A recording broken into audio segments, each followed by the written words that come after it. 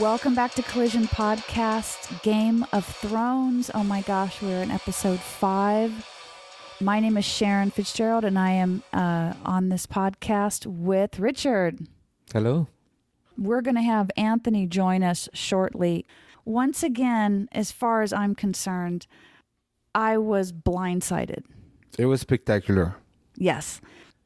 I would point to the scenes we have about brothers. There's these two pairs of brothers, the Clegane brothers and the Lannister brothers. Oh, the scene when Tyrion visits Jaime, and it's very reminiscent of scenes we've seen in early seasons when Jaime was a prisoner and then when Tyrion was a prisoner. Mm-hmm. And there's that bond between these two brothers. Might be the last time they meet.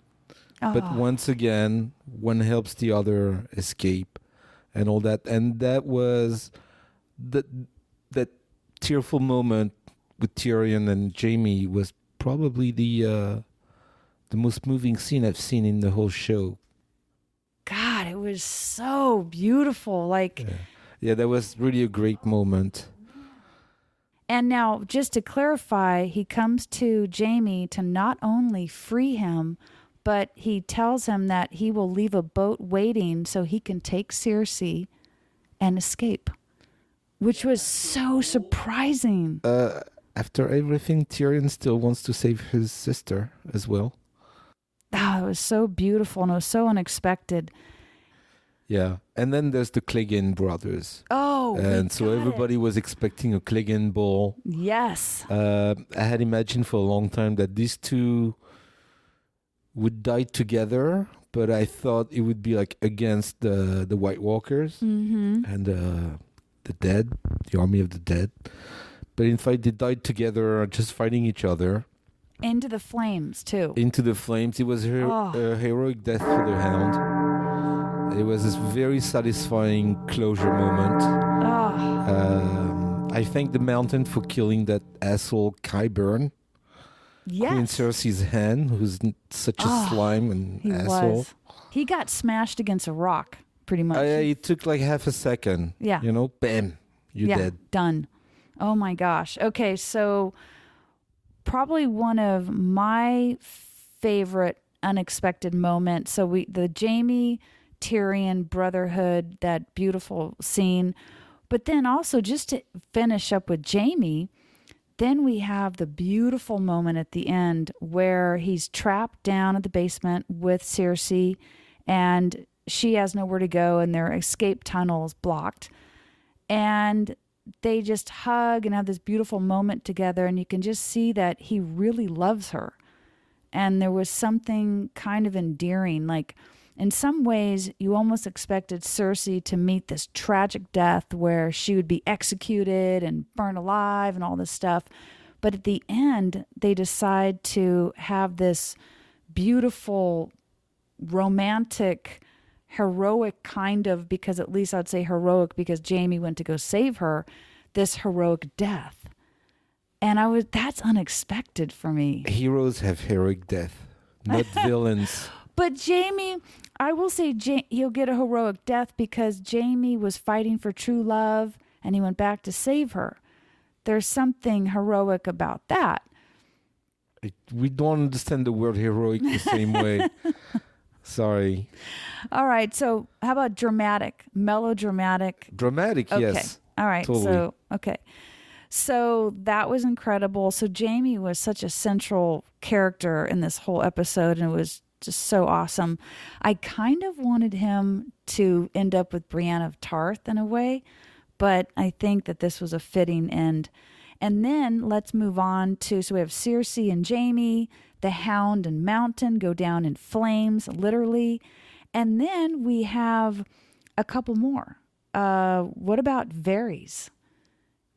Poor Varys. He really didn't deserve that.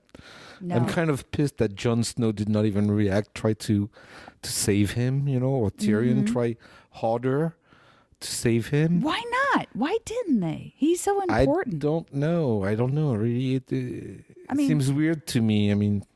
So I had to go back and really verify. The reason he was executed was because he went secretly to Jon Snow trying to recruit him. He said, "You are the better king," and things of that nature. So that was treason because he went against Dany. That's why he was executed.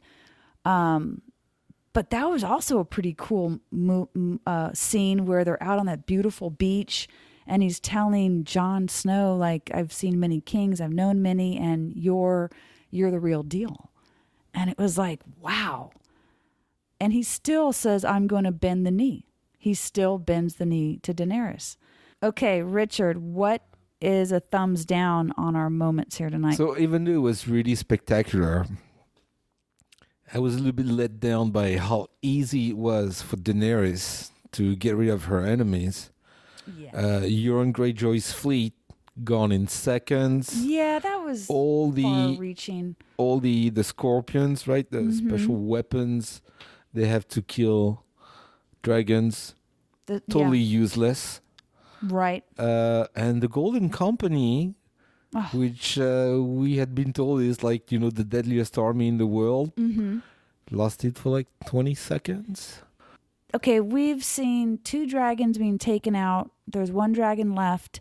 And all of a sudden, this dragon has the ability to just take down a city where fire is not just fire, but it's actually collapsing buildings. And the power that dragon had was probably a magical power. Yeah, it was like it had that's linked to that dragon, because he also seems to double its size since last week. Yes. And I will say it was entirely a plot convenience to have that dragon have that kind of force and be able to, in an instant, take out the Golden Company, the entire Iron Fleet. Daenerys doesn't even need an army. I know. She just needs that one dragon. That was far-reaching a little bit. But, like, how is Yara going to get back into the story? Because I think we'll see her. You know what? I really expected her to show up for that battle. Yeah. It would have made sense. But no, she's not there. There was no room for her. Go figure. Yeah. So we have Yara is MIA. We have the wildlings and everyone up in the north. They weren't a part of this. They're totally safe. It looks like they're already totally out of the show. Yeah. And then we have one more. Oh, so we have Cersei's hand dies, Varys dies, Euron Greyjoy, the Hound, the Mountain, Cersei, and Jaime. So I looked over the houses, and just to give us a rundown, House Stark, we still have Jon Snow, Bran, Sansa, and Arya still alive. House Lannister, Tyrion is the sole remainder. House Targaryen, we have Jon Snow, arguably, and Dany. And House Greyjoy, we have Yara. House Tarly, Sam, technically could take the house. House he's also Arryn, out of the story. Yeah, he's out of the story. I hope he comes back. So then we have the Unsullied and the Dothraki that are in fitting shape. They were fighting like they were 100%, even though they just got their butts kicked up in the north by the White Walkers. They came back 100%. So we still have those 2 armies, but they work for Dany. So now that we know how many houses are out there and how many armies are where, the point is next week, Dany holds all the cards. And if Jon Snow, who looked horrified watching King's Landing burn and all the innocent people. You used the word genocide. Yeah. Watching the show. It's not a genocide because it's not the whole of the people of Westeros, but it was a massacre. Yeah. And it was bad. So we can expect the Starks to turn against the Targaryens next week, because she's definitely proven to be the evil queen. Yes. They feared would arrive. And she's there. And mirroring her father, the crazy king. Say again? She's kind of mirroring her father, who was the crazy king that wanted to burn King's Landing to the ground. Well, totally. She just showed up and started doing it. So next week, let's say that Tyrion and Jon Snow decide to break with Dany, and they're like, oh my gosh, we got to stop her. Who do they even have I mean, maybe that's where the North will come down. Maybe Jon Snow will have the wildlings and all the people, all the Starks from the North. Maybe there'll be a final battle where that will be his army. Because he doesn't have anything else to work with in King's Landing. Yeah, I'm not sure what's left of the army of the North is capable of beating the Dothrakis and the Unsullied. Which are super soldiers, as you just pointed out. Yes. I would expect Arya Stark to come into the mix and try to assassinate Daenerys, maybe, if needed. Okay. If they come to that breaking point. Because she saw from very close how evil that new queen is. Here's my interesting point about Arya. So we were talking earlier, and so far, the only time that she used the ability to change a face was when she took the appearance of Walter Frey and killed everyone at House Frey. And tonight, I didn't see the confident assassin. Tonight, when she was running around in the rubble and she left the Hound to go after Cersei, she almost kind of, to me, looked like a scared little girl. Very vulnerable and not very confident. Well, you wouldn't be really confident when a whole fortress is falling over your head and true. a dragon is burning everything and everyone around. Yes. So, no, but she survived. Yes. Most people did not survive within the city, but she did. Every scene in this episode was a work of art. It was beautifully executed. It looked amazing. Absolutely. The art direction, I'm sorry to see the Ironborn fleet gone because I thought the design on those ships was just amazing, and just everything in this episode was so great. I would point out that to me, clearly the best looking scene is the Clegane brothers fight in that stairway. And it looked like old Hollywood. It reminded me a little bit of Highlander. But also the 1940s movies, But next week we see, I think what it's going to be is between Jon Snow and Dany. I think that she has crossed the line with the massacre, and I think Jon Snow and Tyrion are going to team up along with the Starks. Maybe they'll come down, and I think it's going to be a Dany versus Jon Snow moment. And as much as Arya will do something heroic, I don't think she could save the day. I think Jon Snow has to. I believe so. He's the hero. He's the ultimate hero in that story. Yes. But now when you say, Jon Snow against Daenerys or Daenerys against Jon, it's Daenerys against everybody now. Yes, you're right. It's her against the whole freaking world, right? The world has to go the way she wants it to go. Even if she has to destroy everything. So it's just her will against anybody else's will. One other thing that I was a little disappointed in is Cersei Lannister. So it's part of a character that she's so sure of herself that, of course, she has all the cards in hand. She has the Golden Company, she has Euron's fleet, she has the Whitefire, everything. But actually, as the battle unfolds, we realize that she has no plans.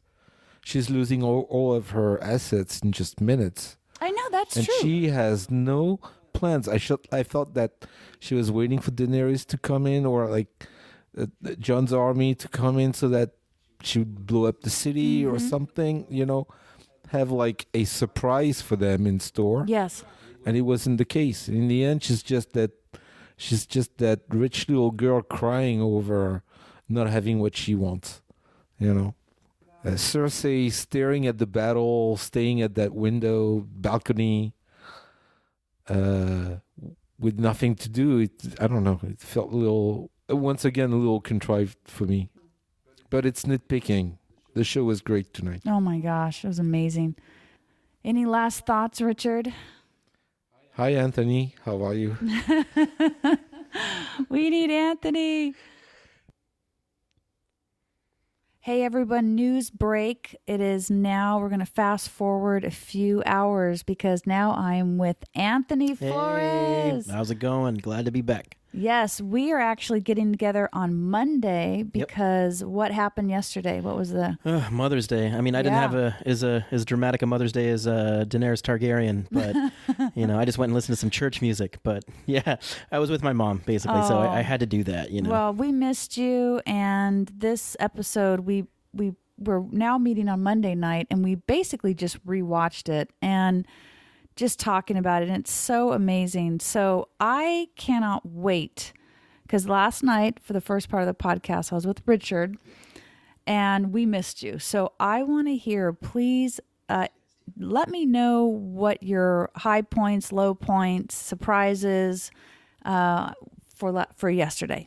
Oh man, well my high points are definitely the Lannister brothers. Their exchange was so nice. I mean, just very sweet, and there is no keeping Jaime Lannister prisoner, is there? I mean, he's just the kind of guy that you just want to release. Every single time he gets captured, somebody ends up letting him go, or he gets himself out, or something like that. But whatever. There's no tying that guy down. I guess not until the very end.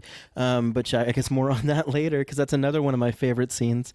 Was with Cersei and Jaime, and I never thought I would feel anything for Cersei Lannister, but it's something about when you see somebody become an underdog like that. I mean, almost any time somebody becomes an underdog, you root for them on some level, and Cersei's definitely like that. The scene was so powerful to me because that you really see that he loves her. Yeah, he really does. As weird and unorthodox as that entire relationship is, at that moment, and Tyrion, let's back up to Tyrion, when he lets his brother go to get his sister/lover to escape. Yeah. That's really, again, there's like sibling love. And then you realize that Cersei had many times that she could have killed Tyrion. Yeah. And Jaime as he left to go fight the White Walkers without her permission. And the siblings were there for each other. They really were. And when it comes right down to it, I feel like Cersei might have hired Bronn to go and kill Jaime. Oh, that's right. That's Tyrion. Not very sisterly. Not very sisterly, but I mean, everybody was talking about how last week when Missandei was up on the top of the gates, why didn't Cersei kill Tyrion? And personally, I thought it was because she couldn't bear to actually see it happen in front of her. That as much as she might have wanted him dead, or talks about wanting him dead or something like that, it's just when it comes right down to it, she can't look him in the eye and kill him. She can't do it. I mean, she could probably do it herself if she wanted to. She could have done it any number of times, any almost any time. She could have hired almost anybody to go and kill him at any point, really. But she can't. She holds him responsible for killing her mother and father. Yeah. Anyway, well, we're getting off this topic of this episode. Yeah. Which we better wait. Are we? Or did? Oh no, I think we're perfectly on topic. Yeah, I think right, this is important stuff. Just seeing the family dynamic of the Lannisters, and it's tragic how they end. And I really, and I think you and Richard, I heard you guys were talking about whether or not Jaime and Cersei can be considered a heroic death. I think Jaime's death is definitely heroic. I really do. I mean, he killed Euron, and he didn't even want to kill Euron. I mean, Euron made Jaime kill Euron.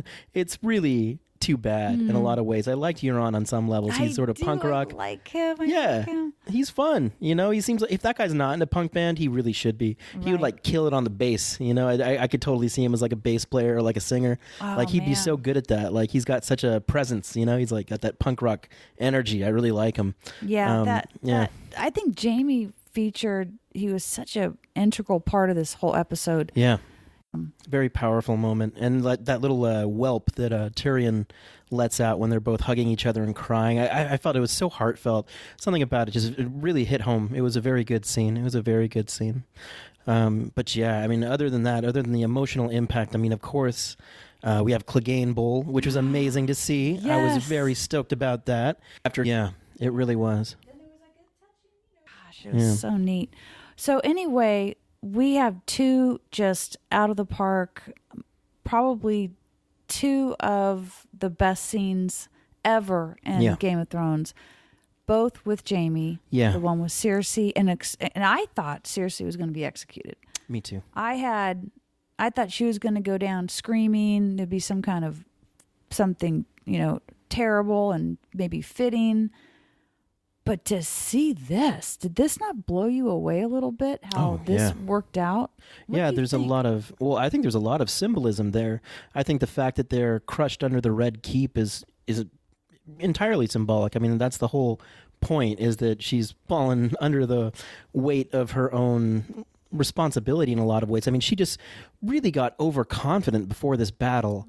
They had killed one dragon, and she was saying, "Oh, he's already killed one dragon. We only need one good shot." And it's like, your ships are all burnt. The Unsullied have breached the Red Keep, and things are not going well. So it's probably not a good time to be quite so confident in anything. But of course, I mean, they were overconfident. I mean, I would be too if the first thing I had done, before this battle, was slay a dragon and destroy the entire fleet and capture one of the Queen, Dany's, most trusted friends and executed her in front of her. I would be exceedingly overconfident at this point.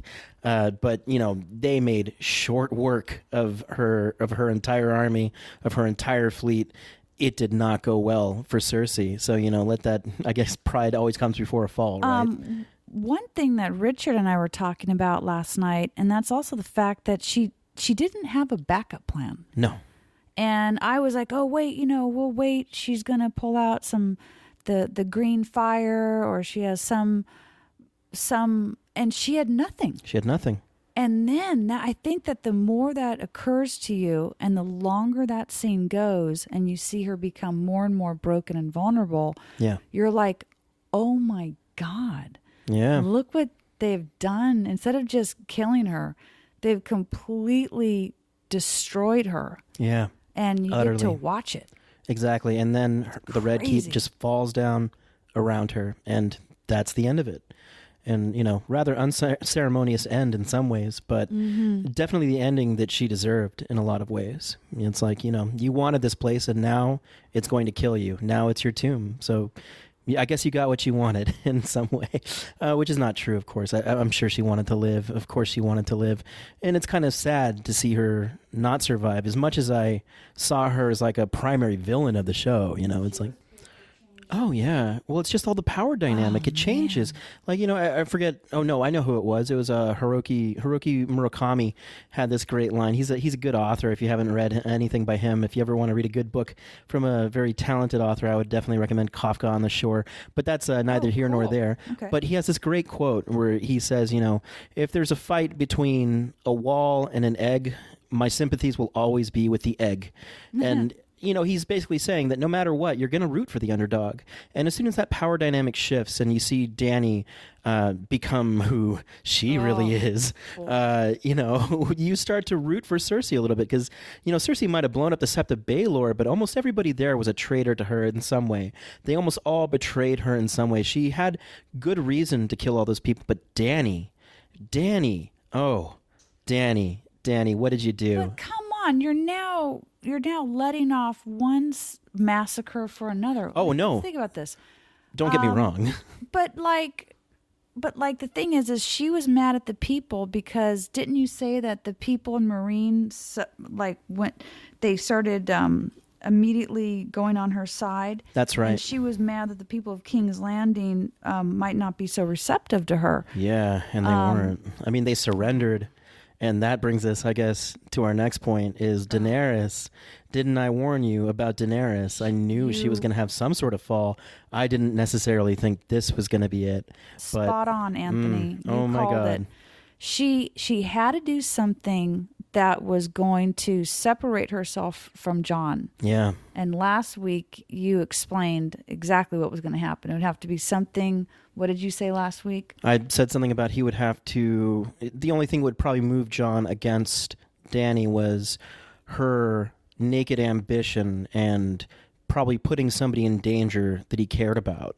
And in this case, it was all the people of King's Landing. But I mean, Arya was down there too. And as we all know, Arya escaped on that white horse that appeared pretty much out of nowhere. I think that's a callback actually to Dany's silver.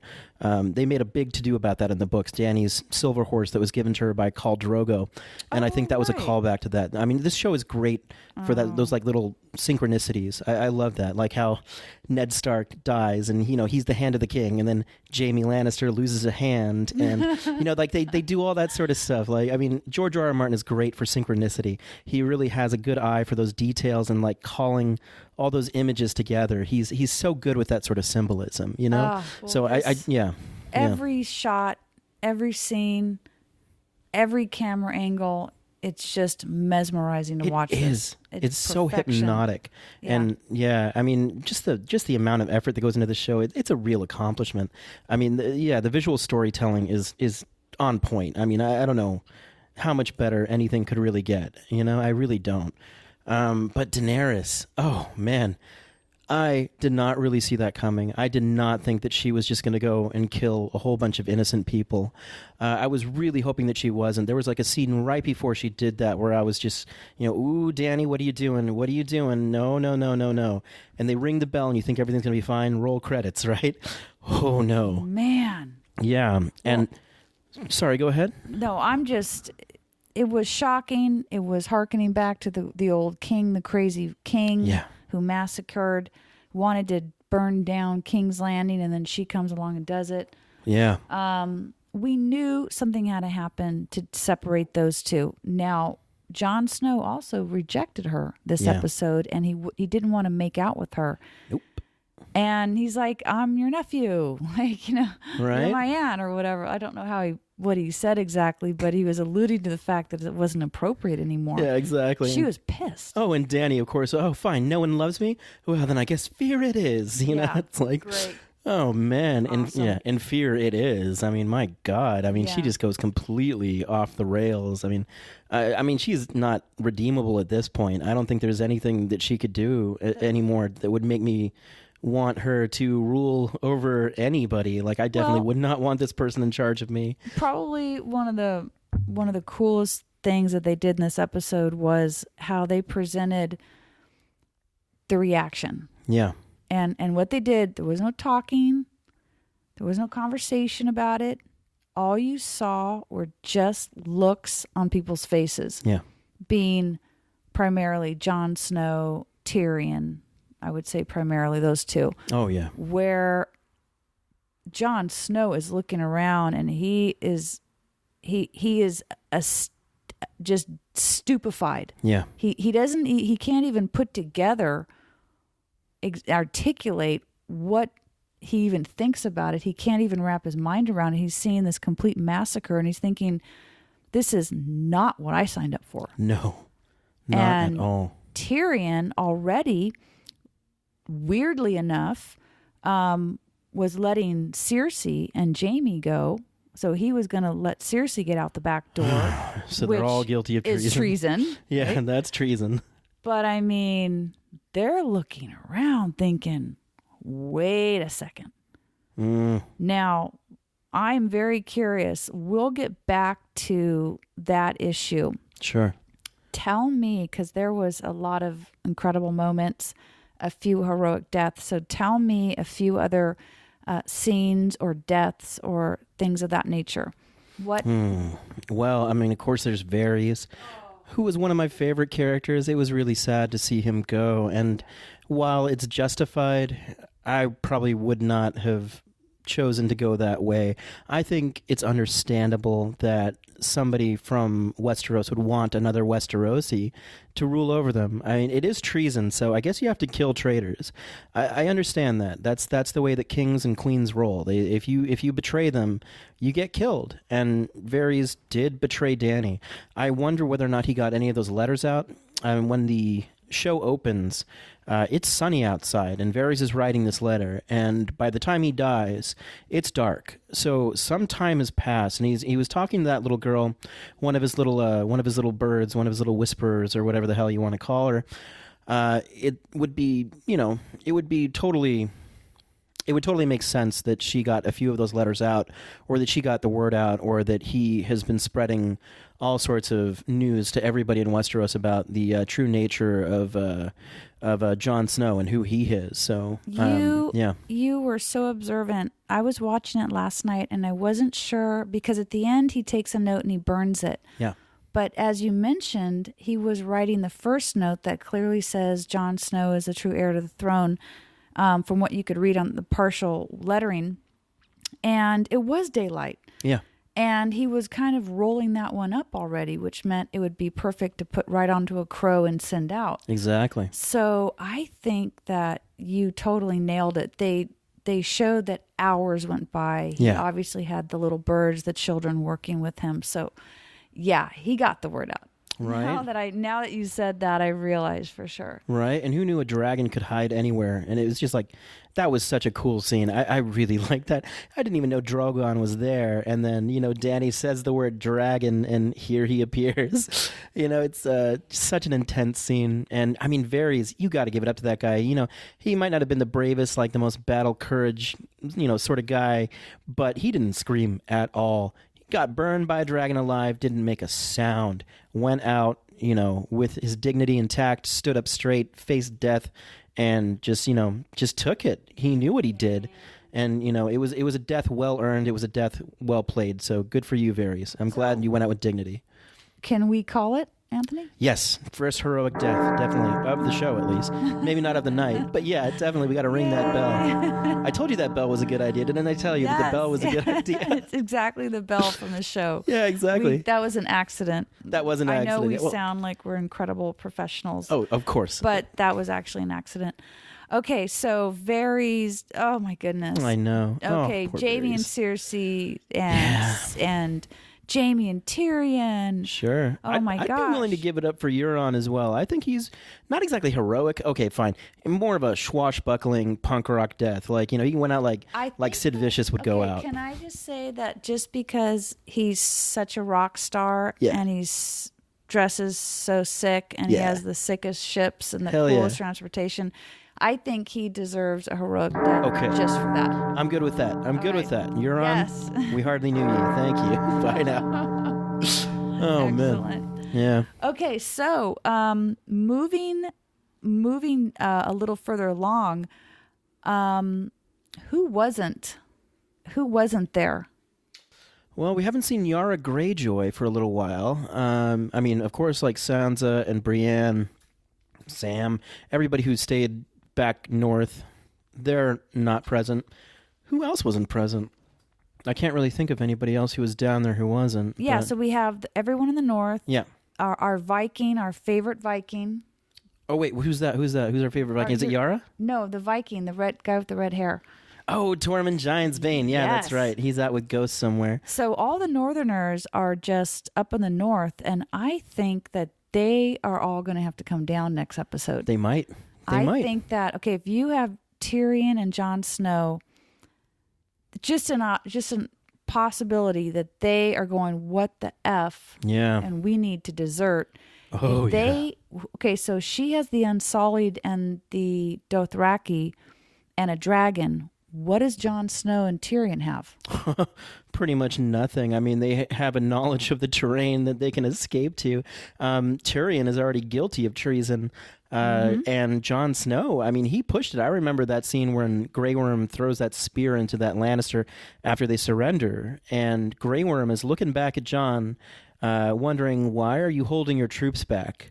Our queen is attacking, and you're holding your troops back. So I wonder whether or not Grey Worm is going to, get all big mouth about it, go down to Dany and say, well, Jon Snow, he held his troops back, and he killed somebody who tried to rape a woman, and I don't know how I feel about that. I think that's treason. I think they're going to take off. Yeah, they should. I think that would be wise. And the only people they have to fight with them would be the North. Yeah. And the Wildlings. That's it. I'm still betting on Bran warging into that dragon. I think he's going to warg into that dragon, and he's going to end this war. That's my theory at this point. Otherwise, I can't really see what else they would do, because the dragon, you don't need an army if you have that thing. That thing took out everything. There was nothing that stood in its way. The army was almost ancillary at that point. It was almost incidental that they were there. Man, I mean, right. you don't need anything but that dragon, and Dany showed that. How long do you think the dragon's going to last in the next episode? Oh man, I think it'll last until until Bran, like I don't know, flings it into the sea with his mind powers. I think that's the only thing I can really think of. I mean, Dany is only strong because of that dragon at this point. I mean, she has the Unsullied, sure. She has the Dothraki, but let's face it, if somebody can take that dragon from him, maybe it'll be Jon Snow. Maybe he'll just ride Drogon, and maybe Drogon is intelligent enough to know that Dany's not a worthy ruler. I don't know how dragons work. What if that's the case? What if Jon Snow takes the dragon? What if Bran takes the dragon? But as soon as Dany does not have that dragon, she is doomed. Done. She doesn't have anything left. And that dragon will take out every soldier in her army. It doesn't matter. It's just like Bronn said. He knew that they were doomed as soon as he saw that dragon. That's why he decided to side with Tyrion and Jaime and take Highgarden, which, by the way, probably won't happen. Good luck getting that out of Dany, Bronn. But I guess you didn't really think that one through, did you? But you didn't want to kill him anyway, so perfect. Oh my gosh. Okay, so just incredible. I can't even imagine what's going to happen next week. I know. Let's see. So we have Yara coming back. I hope so. I hope we see Yara before the end of the show. Back, and I think everything is going to happen in King's Landing. Yeah. And I think it's kind of a showdown between Jon Snow, who at this point already has made a break with her. Yeah. Tyrion and him were like, what in the world? Oh. This is not what we signed up for. And Davos. Davos was not having that either. He was trying to rescue people. Okay, so another treasoner. Out. Yeah, another out. Yeah, another traitor. I would say that's the first scene of next week is those three sneaking out of King's Landing to go to the north. Oh man, I hope Davos can smuggle him out. I mean, he's the best at it, so hopefully he can get him away. You have Bran and Varys who are pulling a lot of strings in the background. Yeah. So who knows? I mean, they could be bringing in reinforcements, sending reinforcements while they're doing that. Exactly. Could be anything like that. That's very true. Oh man. But yeah. Oh, I just love this show. I talked to everybody I know about it. And like you have like so many interesting conversations based around it. Like I was talking to a coworker of mine today, and she was talking about it like, oh, I was cheering Dany on when she was like burning like all these innocent people. And she's like, how could you cheer somebody like burning all those innocent people? And she's like, well, she's the queen. And it's just like, oh my God, that's not what a queen should do. A queen should not burn innocent people who have already surrendered. What are you talking about? Like, you're such an authoritarian. But it's like, that's the way people are though. And like, that's what I love about this show is that sometimes like the villains are so hard to spot. And I've been thinking about this for a little while now, how much Dany mirrors Cersei in some ways. Like their cruel and unusual punishment. Dany will just burn people alive, and she doesn't care. Like, you don't bend the knee to her, she just kills you. She can be just as monstrous as Cersei, but at the same time, you feel some amount of sympathy for her. I don't know why she's so much more sympathetic than Dany is. I mean, I know that, sympathetic than Cersei is. Right. And Dany, like, she usually kills people who deserve it, who really deserve it. People who what that witch woman did to Khal Drogo was pretty messed up. I mean, even though, come on, what Khal Drogo did to her entire people was totally uncalled for. It was really messed up too. So, but at the same time, it makes these villains so hard to spot. It's so hard to know where your sympathy should lie, and that's the way it is in real life too. I mean, I had another friend who I talked about Game of Thrones with, like, way back when, like, before season 5 or something like that had come out, like a long time ago. And we were talking about it, just like, oh yeah, I think that Game of Thrones has the best villains. It's so good. And he's just like, villains? Who are the villains in Game of Thrones? I was just like, Cersei, Tywin. Tywin tried to kill his own son, like, even though he knew he didn't do anything wrong. Ramsay Bolton is another great one. Exactly. But I don't think we even gotten to Ramsay Bolton that much yet. Ramsay Bolton's kind of obvious. He's an obvious one. So is Joffrey. But like, at the same time, my friend did not put it together that there were really any villains in this book. And it's just like, what are you talking about? It's obviously the Lannisters. The Lannisters are the villains. But is it that obvious? It's like, is it that obvious? Like, you could side with them. And if you want to side with them, in some ways, Dany has been just as bad up until this point. She really has. And she's been talking about, oh, we're going to rain down fire. We're going to, burn villages. We're going to burn cities. And then she does it. But then she's supposed to be the breaker of chains and all this, freeing people. Yeah. And she did that too. So you can't discount that. So, she's a mixed bag, but her treatment of prisoners of war is horrifying. And her treatment of anybody who won't bend the knee and fight for her is deplorable. I mean, she cannot be said to be fit to rule if that's the case. Remember, she killed the Tarleys. Yeah, exactly. The father and the brother, burned them to death. Yeah, and they were like, I mean, I didn't have much love for, what was his name, Randall Tarley, from the way he treated his son. I mean, I thought Sam was, really, really maligned. I mean, he was really abusive to his son, but did he deserve to be burned alive like that? I don't think so. Right. God, that's brutal. Yeah, that's really brutal. And he had already surrendered. He's a prisoner of war.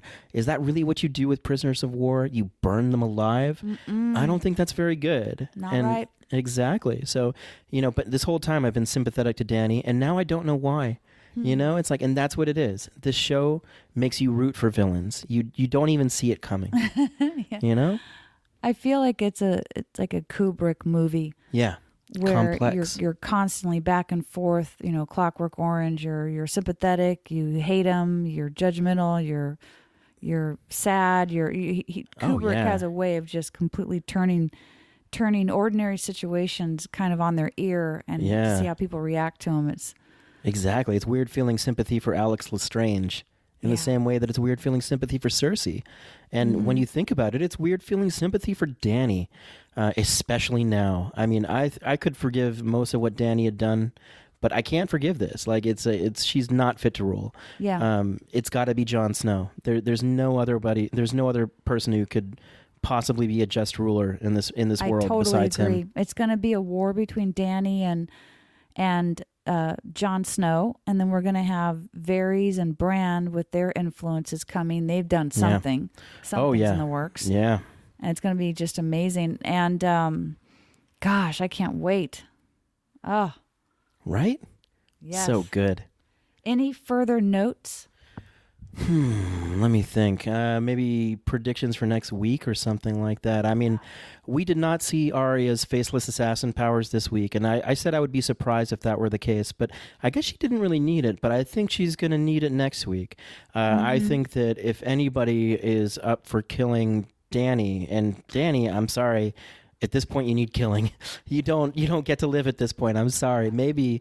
No, you don't get to live at this point. So I think she's going to need the trash can, the toilet flushing. Yes. The toilet flushing sound effect when she goes. Exactly. We need a preemptive toilet flush. And I really hoped it wouldn't go down this way, Dany. I thought you were just going to die so that Jon could take the throne, but you have really taken a turn for the worse. Man, I take this so personally, but I really like Daenerys Targaryen, so that's too bad for her. But I do think that Arya will probably be the one that eventually ends up killing her, if not Jon. Maybe it'll be a team effort or something like that, but I think that's what it's going to be. The Starks now are the largest family with the most members. The Lannisters have one. The Tarleys have one. Sam is the last Tarley. Yeah. Tyrion is the last Lannister. What else? The Starks, there's 4 of them. Yeah. The Targaryens, arguably Jon Snow could be in House Stark or House Targaryen. True. But he will be, there's 2 Targaryens at the moment. The Tyrells are gone.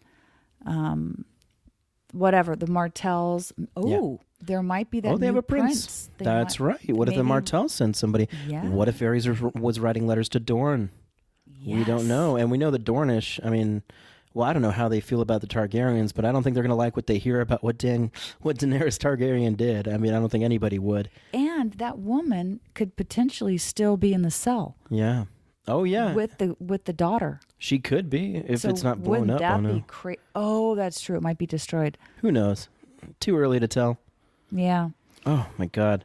But yeah, this was such an amazing episode. This is probably... I mean, I say this probably every week, but this is probably one of my favorite episodes ever. This was really good. So amazing. And what do you think is going to happen to Tyrion? Oh man, Tyrion. I think he'll probably end up as Hand of the King at some point, some sort of advisory role. I don't think Tyrion's going to die. I think he's too important of a character. Yeah. He's too non-threatening too. He's not the kind of person you just want to kill. He's too sympathetic. Just why would you kill Tyrion? Nobody's going to kill Tyrion, I don't think. Right. Unless he gets executed by Dany for treason, but hopefully he runs away before that. He's clever enough to know Yeah. that his time is up and he better get the hell out of there. I hope So, that Podrick makes it. Oh, Podrick, right. What happened to him? I haven't even seen him Podrick for a little while, and but yeah. Podrick is up in the north with Brienne of Tarth. Good. I don't- Okay, good. So they're all going to come down. You know they're Oh, getting yeah. the word. Yeah, Podrick is coming down to save Tyrion, I'm sure. Everybody's probably going to come to save Tyrion. Bronn will probably come to save Tyrion. I mean, my Yes, God. that'd be amazing. Right? So, yeah, I think they're going to rally their forces and something big is going to go down and Daenerys has to go down, and I'm going to be surprised if that's not what exactly what happens. So, Okay. Yeah. Well, until next week. yeah. Oh my gosh. This was episode 5 of Game Yeah. of Thrones. Thank you for listening to Collision Podcast. Thanks, guys. Check out the show notes for links and pictures and anything we reference in the podcast. They always go down in the show notes at collisionpodcast.com. All right. Okay, until next week, everyone. Thank you. Hang in there, guys. Bye.